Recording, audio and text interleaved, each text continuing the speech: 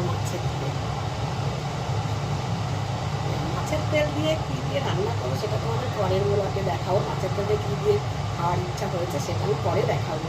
আর এই কাতলা মাছের কী দিয়ে রান্না করবো সেটাও তোমাদের পরে দেখাবো। দুবার রান্নাবান্না নিয়ে চলে এলাম, কী রান্না কিছু তোমাকে দেখাই।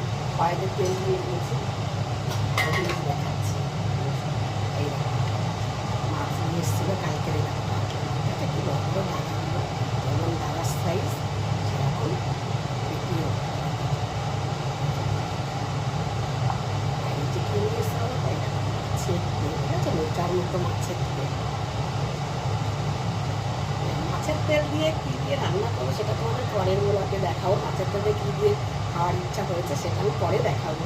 আর এই কাতলা মাছের কী দিয়ে রান্না করবো সেটাও তোমাদের পরে দেখাবো।